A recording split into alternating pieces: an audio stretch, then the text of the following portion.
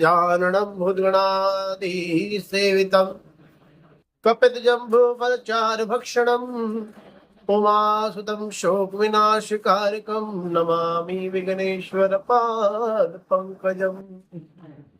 सर्वशक्तिमते परमात्मने श्रीरामाय नमः। आप सबका प्राचीन सनातन धर्म श्री राम मंदिर यूट्यूब चैनल पर बहुत बहुत स्वागत है।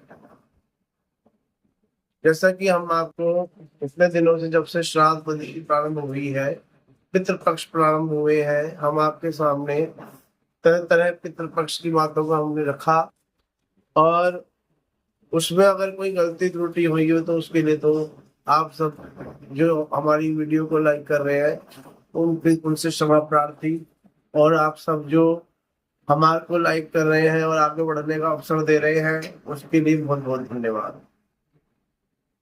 प्रभु श्री रामचंद्र जी ने अपने पिता दशरथ जी के जब पिंड भरे थे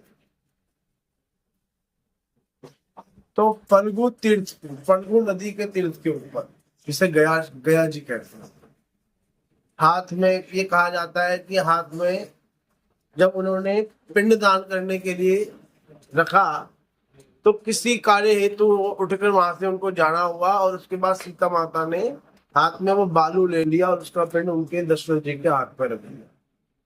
तो ये कथा प्रचलित है। इस करके वह राजा इक्ष्वाकु की नगरी गया जी के नाम और फल्गु नदी भी जो पिंड गया जी में जाकर भरते हैं अपने पितरों के निमित्त, तो उनके पितर जो है परम पिता परमात्मा के श्री चरणों में लिप्त हो जाते हैं। इस करके जो है आप आज चतुर्थी का श्राद्ध, चतुर्थी के श्राद्ध के पश्चात पंचमी का श्राद्ध, फिर षष्ठी का श्राद्ध, फिर सप्तमी का, फिर अष्टमी का, नौमी, दशमी, एकादशी, द्वादशी, उसके उपरांत त्रयोदशी, फिर चतुर्दशी, फिर 2 अक्टूबर सन 2024 को अमावस्या का श्राद्ध मनाया है। अष्टमी के श्राद्ध वाले दिन, जो कि राधा अष्टमी जो भी पीछे गई है, राधा अष्टमी 11 सितंबर की, 11 सितंबर तो उसी दिन ही, राधा अष्टमी वाले दिन ही पीले सूत्रे जो कि महालक्ष्मी के बांधे जाते हैं और वह चलते हैं 16 दिवस तक, जो कि अष्टमी के श्राद्ध वाले दिन वो पीले सूत्रे खोले जाते हैं। तो ये अष्टमी के श्राद्ध वाले दिन व्रत की संपूर्णता होती है, जिसमें घोड़ा, मिट्टी का घोड़ा बना के राजा मंगला की कथा सुनाई जाती है और उसके उपरांत वह सूत्रे जो होते हैं उतारे जाते हैं और किसी के यहाँ पर वह सूत्रे प्रातः काल बांधे जाते हैं और उसके बाद शाम को उसी दिन ही उतार दिए जाते हैं।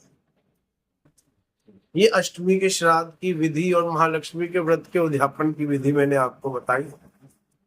भगवान विष्णु जी, भगवान शंकर जी एवं भगवान ब्रह्मदेव जी, इन सब ने भी श्राद्ध की बहुत महिमा अपने अपने ग्रंथों के अनुसार बताई। श्राद्ध की विधि तिल द्वारा, जल के अंदर आपको तिल मिलाने और साथ में थोड़ा दूध और साथ में दुर्वा, इससे जो श्राद्ध की विधि की जाती है वह पितरों को बहुत अच्छी विधिवत श्राद्ध किया जाता है, उनको तर्पण जो है प्राप्त होता है। ये मैंने आपको श्राद्ध की विधि बताई। और इसके अलावा पुत्र को अपने पिता का श्राद्ध, अपने बुजुर्गों का श्राद्ध हमेशा याद भी रखना चाहिए। इसको कोशिश करें कि आप याद रखें। अपने बुजुर्गों से जो आपके घर में बैठे हुए हैं उनसे पूछिए कि हमारे दादाजी का श्राद्ध कब आता था, आप जो करते थे वो तिथि कौन सी थी, उसको ज्ञात रखिए, उसको याद रखिए, जिससे जो आपके बुजुर्ग है आने वाले समय में अगर नई पीढ़ियों को बताना पड़े तो उस नई पीढ़ी के लिए आप हमेशा इस चीज को याद रखिए, उनको भी समझाएं। ये मैंने आपको आज बताया। इस करके जो है आप इसको हमेशा याद रखिएगा। पितरों का हमेशा सम्मान कीजिए। चतुर्थी श्राद्ध के पश्चात पंचमी श्राद्ध कल प्रातः काल से मनाया जाएगा पंचमी श्राद्ध की तिथि। आप कल जिनकी पंचमी श्राद्ध की तिथि है वो कल श्राद्ध मनाएंगे और विधिवत श्राद्ध करिएगा, जिससे पितरों को मोक्ष मिले और आपको भी सम्मति, धन सब कुछ प्राप्त हो। आपके ऊपर वह हमेशा अपनी छत्र छाया बना के रखें। बहुत बहुत धन्यवाद। जय माता दी।